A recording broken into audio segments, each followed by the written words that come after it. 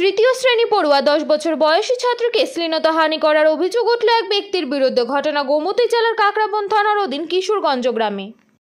জানা গিয়েছে, স্কুল থেকে বাড়ি ফেরার পথে নির্জন রাস্তার পাশে দাঁড়িয়েছিল শফিক মিয়া নামে 57 বছর বয়সী এক ব্যক্তি। তখন বিদ্যালয় পড়ুয়া ছাত্রীটিকে ঝাপটে ধরে রাস্তায়। ছাত্রীটি বাড়িতে গিয়ে সমস্ত ঘটনা তার মা বাবার কাছে জানায়। পরে গোটা ঘটনাটি জানিয়ে লিখিতভাবে পুলিশের কাছে মামলা দায়ের করে মেয়েটির পরিবার। পরিবারের অভিযোগ হাতে পেয়ে কাকরাবন থানার ওসি রাজীব ভৌমিক ঘটনা তদন্তে নেমে গ্রেফতার করে শফিক মিয়াকে। পরে পুলিশ ভারতীয় দণ্ডবিধি 341-354 ধারা এবং পক্সো আইনে মামলা নেয়। কাকরাবন থানার মামলা নম্বর 20/2024। এই ঘটনার খবর পেয়ে কাকরাবনের বিজেপি মণ্ডল সভাপতি বিশ্বজিৎ দাস থানায় ছুটে যান দলীয় কর্মীদের সাথে নিয়ে।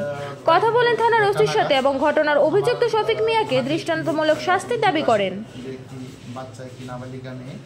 ওনার বয়স 10 বছর। ও গতকাল দুপুরবেলা ঠিক 12:30টার সময় কিশোরগঞ্জ স্কুল থেকে ওনার বাড়ির দিকে যাচ্ছিল তার।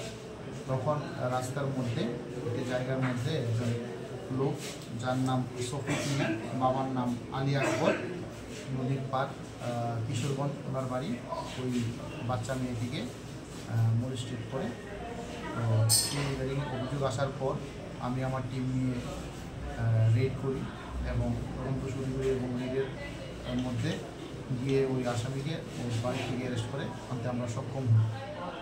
তারপর আমরা এই ব্যাপারে একটি কেসও রেজিস্টার করি কাকরাবন থানায়, যার মামলা নাম্বার হলো 20/2024 এবং সেকশন হলো 341, 354 IPC এবং 8 অফ পক্সো। আগামীকাল কি কোর্টে তোলা হবে? হ্যাঁ, আগামীকালকে আমরা আসামিকে কোর্টে সোপর্দ করব।